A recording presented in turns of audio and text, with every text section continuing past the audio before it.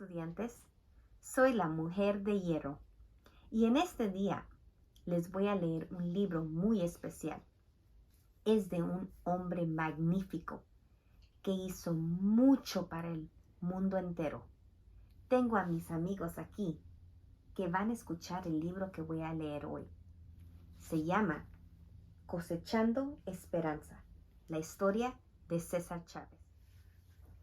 Hasta que tuvo 10 años, para César Chávez cada noche de verano era como una fiesta. Los familiares llegaban en grandes grupos a las barbacoas que se preparaban en el rancho. Traían sandías, limonada y maíz fresco.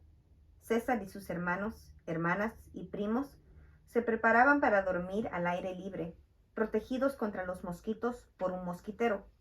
Pero, ¿quién iba a poder dormir con todos los tíos y tías cantando y bailando cuentos de fantasmas y contando historias mágicas de la vida allá en México? César creía que el mundo entero era de su familia.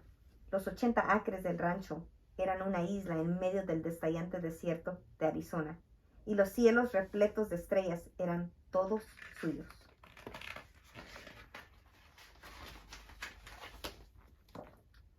Muchos años antes, el abuelo de César había construido una espaciosa casa de adobe con muros de 18 pulgadas de grosor para que durara para siempre.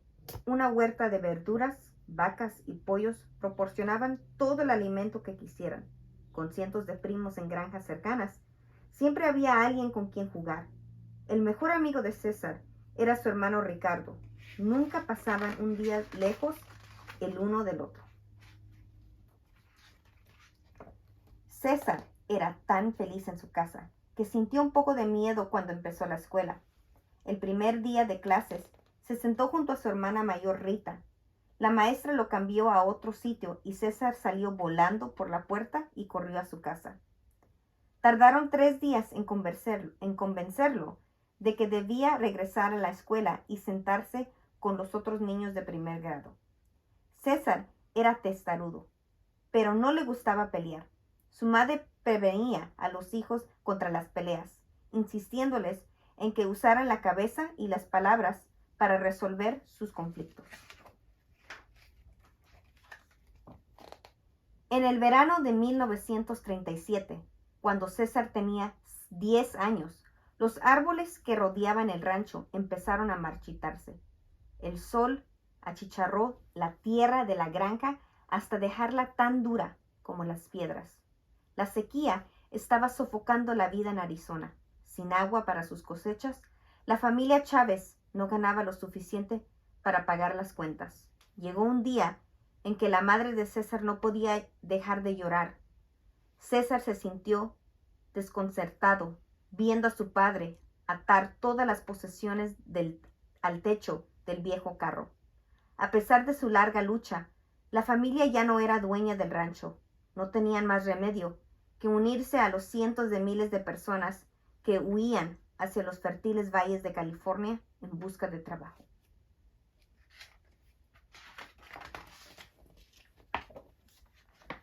La vida anterior de César había desaparecido.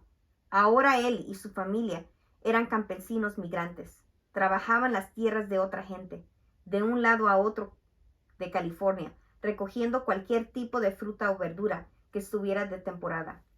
Cuando la familia Chávez llegó a lo que sería su primera casa en California, lo que encontraron fue un cobertizo en malas condiciones. Le faltaban las puertas y la basura cubría todo el suelo de la tierra. Un aire frío y húmedo se colaba dentro de las cobijas y la ropa. Compartían el agua y los baños con otras 12 familias, y con tanta gente el lugar estaba siempre sucio. Los vecinos peleaban constantemente y todo aquel ruido molestaba a César. No había dónde jugar con Ricardo. Las comidas eran a veces hojas de dientes de león recogidas al borde del camino.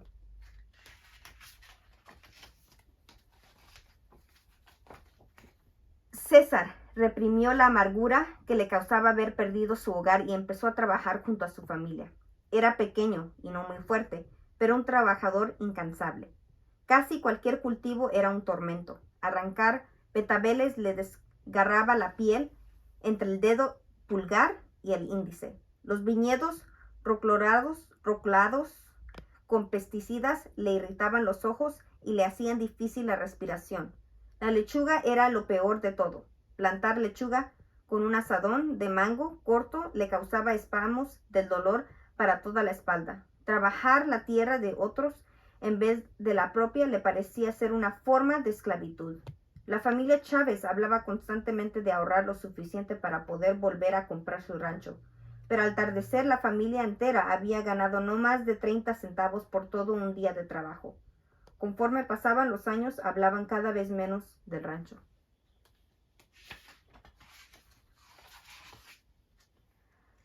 Las ciudades no eran mucho mejor que los campos. En muchas tiendas y restaurantes habían señales que decían «solo para blancos». Ninguna de las 35 escuelas a las que asistió César a lo largo de los años parecía tampoco un lugar seguro. En una ocasión en que César rompió la regla de hablar siempre en inglés, la maestra le colgó en el cuello un letrero que decía «Soy un payaso, hablo español». Aunque le gustaba aprender, llegó a odiar la escuela por los conflictos que ahí se producían. Incluso a él mismo le pareció un milagro graduarse de 8º grado. Después del 8º grado dejó de ir a la escuela para dedicarse a trabajar a tiempo completo en los campos.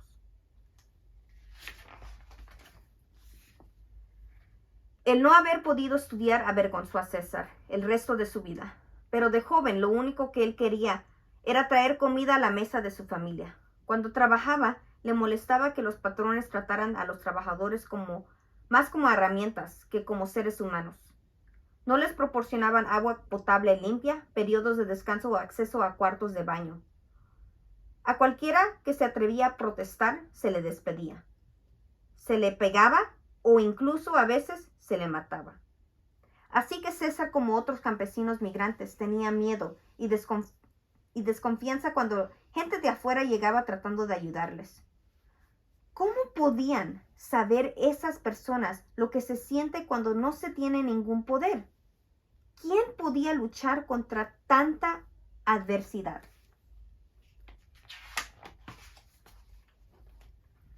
Y sin embargo, César nunca había olvidado su antigua vida en Arizona y el latigazo que había sentido cuando todo se vino abajo. El trabajo en el campo no tenía por qué ser tan miserable. Aunque con desconfianza, empezó a poner atención a lo que decidían los que venían de afuera. Empezó a pensar que quizás hubiera esperanza. Y con poco más de 20 años de edad, decidió dedicar el resto de su vida a luchar por el cambio. Volvió a recorrer California, esta vez para convencer a la gente a que se uniera a la lucha. Al principio de los cientos de trabajadores con los que hablaba, quizás encontraba uno que estuviera de acuerdo con él. Uno a uno.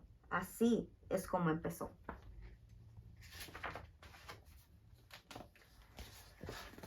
A la primera reunión que organizó César, acudieron una docena de mujeres. Él se sentó callado en un rincón. A los 20 minutos, todo el mundo empezó a preguntarse, ¿cuándo aparecía el organizador? César creyó que iba a morirse de vergüenza. Bueno, yo soy el organizador, les dijo. Y se forzó a seguir hablando con la esperanza de inspirar respeto con su traje nuevo y el bigote que se estaba dejando crecer. Las mujeres lo escucharon cortésmente y él estaba seguro que lo hacían por lástima. Pero a pesar de su timidez, César mostró su habilidad para resolver problemas. La gente confiaba en él. Con los trabajadores era infinitamente paciente y compasivo. Con los patrones era testarudo, exigente y obstinado. Estaba aprendiendo a ser un luchador.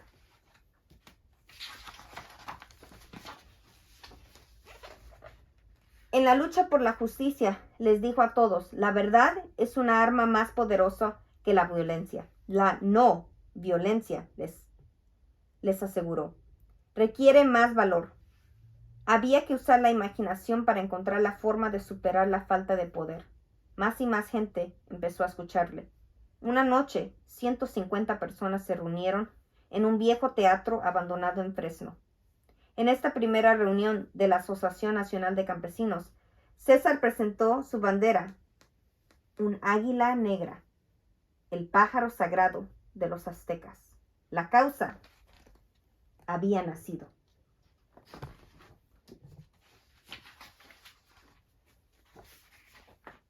Había llegado la hora de la rebelión y el lugar era Delano, aquí en el corazón del prodigio Valle de San Joaquín. Viñedos de brillante color verde se extendían hacia todos los horizontes. Los trabajadores mal pagados trabajaban encorvados sobre los viñedos la mayor parte del año. Entonces, en 1965, los dueños de los viñedos les rebajaron aún más los salarios. César eligió luchar contra uno de los 40 patrones con la esperanza en que otros recibieran el mensaje. Con los racimos de uvas maduros en las viñas, miles de trabajadores dejaron los campos de esa compañía y fueron a la huelga. Las uvas maduras no duraron mucho.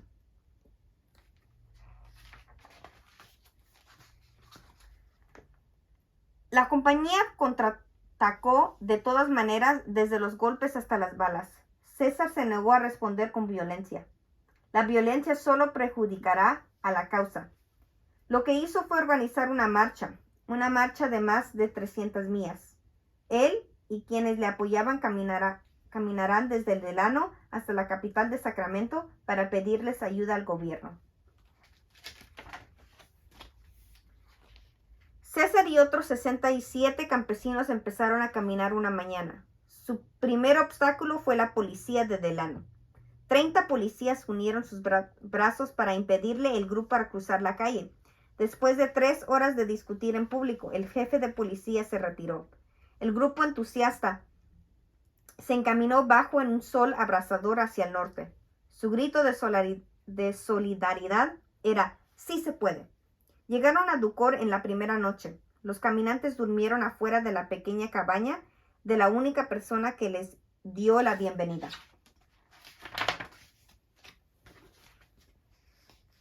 En una sola fila continuaron cubriendo una media de 15 millas al día. Pulgada a pulgada cruzaron el Valle de San Joaquín, mientras que las uvas sin cosechar en Delano se cubrían de moho blanco. Muy pronto a César le salieron heridas en los pies. Él y muchos otros sangraban a través de los zapatos. La noticia se propagó. A lo largo del camino los campesinos le ofrecían comida y bebida a su paso. Cuando se ponía el sol, los caminantes encendían velas y continuaban andando. El cobijo ya no era un problema. Los simpatizantes empezaron a darles la bienvenida con banquetes. Cada noche había un discurso. Nuestro peregrinaje es la llama, grito un orador, que iluminará nuestra causa para que todos los campesinos vean lo que está pasando aquí. Otro grito, pedimos nosotros derechos fundamentales otorgados por Dios a los seres humanos. ¡Viva la causa! Seguidores entusiastas mantenían a los caminantes despiertos medianoche hablando sobre el cambio. Cada mañana la línea de caminantes aumentaba. César siempre iba delante. En el 9º día, cientos de caminantes cruzaron Fresno. La larga y pacífica marcha era una sorpresa para la gente, desconocedores de cómo vivían los campesinos de California. Ahora eran estudiantes, oficiales públicos, líderes religiosos y ciudadanos de cualquier procedencia quienes ofrecían ayuda. Para la compañía de los viñedos, la publicidad se estaba haciendo insoportable. Y en los viñedos las uvas continuaban pudriéndose. El modesto, al 15º día, una multitud exaltada celebró el cumpleaños de César, quien cumplía 38 años. 2 días después, 5,000 personas recibieron a los caminantes en Stockton, con flores, guitarras y acordeones. Aquella noche César recibió un mensaje que estaba seguro era una broma, pero por si acaso era verdad, dejó la marcha e hizo que alguien la condujera por la noche a una mansión en el rico Beverly Hills. Los oficiales de la compañía de viñedos le estaban esperando. Estaban dispuestos a reconocer la autoridad de la Asociación Nacional de Campesinos, prometiendo un contrato con más paga y mejores condiciones.